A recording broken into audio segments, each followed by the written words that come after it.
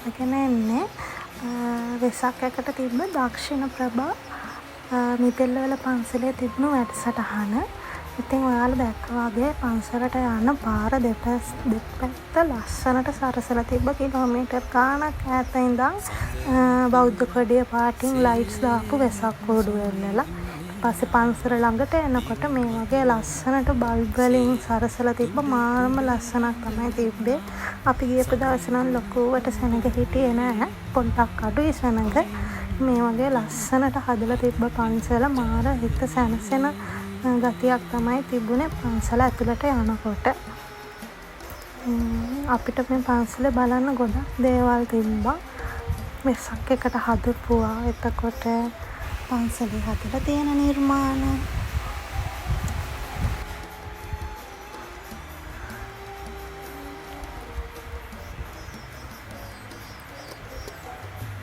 මේ වගේ පන්සලේ පිළිම වහන්සේලා හදලා තියෙනවා ගොඩාක් එක දිගට.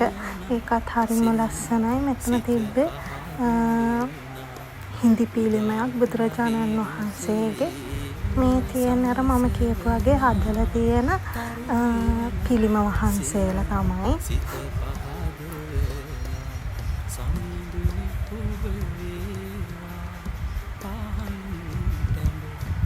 මෙන්න මේ විදිහට තමයි පිළිම වහන්සේලා නැගලා තියෙන්නේ මිදෙල්වල වෙල පන්සලේ. පන්සල ගොඩාක් ලොකුයි. ඉතින් මේ ඈතින් තියෙන්නේ පන්සලේ ධාතු මන්දිරේ. ඒ ධාතු මන්දිරේ වෙසක් එකට ධාතුන් වහන්සේලා වගේ ප්‍රදර්ශනය කරා. අපිත් ගියා මේ පඩිපෙළ නැගලා ඒ ධාතුන් වහන්සේලා වන්දනාමාන කරගන්න.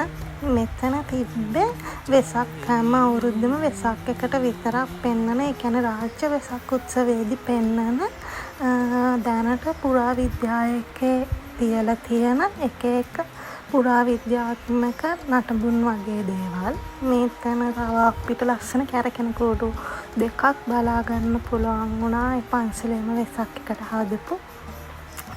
ඉතින් මේකේ ඕපනින් එකට ජනාධිපතිතුමත් ඇවිල්ලා තිබ්බ රාජ්‍ය වෙසක් උත්සවය ඕපන් කරන්න මේ පන්සලට. සතියක් අපි ගියේ අන්තිම දවසේ තමයි ඒ වෙද්දි හරියටම දවස් 7ක් මේ පන්සලේ මේ උත්සවය තිබිලා තියෙනවා. මේ තමයි අනිත් ලස්සන කරකෙන පහන් කූඩුව. ඒ වගේම තොරණකුත් නිර්මාණය කරලා තිබ්බා. තොරණේ තිබ්බේ ස්වර්ණහංස ජාතකය තමයි තොරණේ නිර්මාණය කරලා තිබ්බේ. ඊට පස්සේ මෙතන තාම මොනවාද රුහුණු දේශය ගැන එක එක දේවල් ටිකක් අඹලා තිබ්බා මිනිස්සුන්ට බලන්න දැනගන්න.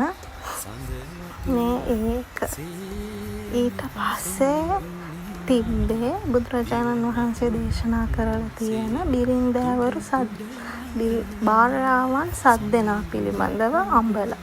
ඒකේ ලොකු විස්තරයක් තිබ්බා. එතකොට පළවෙනි භාර්යාවගේ ඉඳන් 7 වෙනි භාර්යාව වෙනකම් එතන අඹලා තිබ්බා.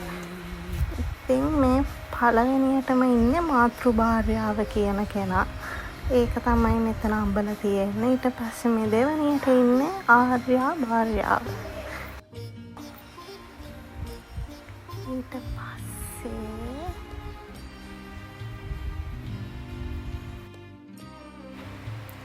මෙතන අඹලා තියෙන්නේ භගිනි භාර්යාව. මේ තියෙන්නේ ඒ තමයි භගිනි භාර්යාව. ඊට පස්සේ ඉන්නවා වදක භාර්යාව. ඔයාලට පේනවා ඇති භාර්යාව ස්වාමියාට ගහන එකක් අඹලා තියෙනවා. ඊට පස්සේ ඉන්නේ දාසි භාර්යාව. ඊළඟට චෝර. ඊට පස්සේ සඛි භාර්යාව. මේ තමයි සඛි භාර්යාව. ඒ තමයි බුදුරජාණන් වහන්සේ දේශනා කරලා තියෙන භාර්යාවන් 7 දෙනා. ඊට පස්සේ මිට් එකේ තා මොකද්ද ජාතක කතාවක් තමයි අඹලා තිබ්බේ. ඒකේ විස්තරත් අලවල තිබ්බ. ඒ ටික නම් මට හරියටම වීඩියෝ කරගන්න බැරි වුණා. මේ තියෙන්නේ ඒ ටික.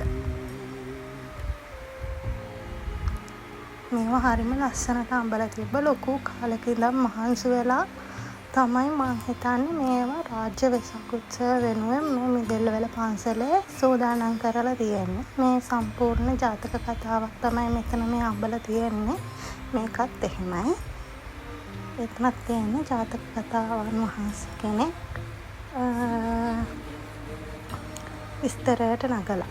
ඒ දෙක හරියටම වීඩියෝ කරගන්න බැරි වුණා ළමයා. එතන ගොඩක් සෙනග හිටියා. ඒ නිසා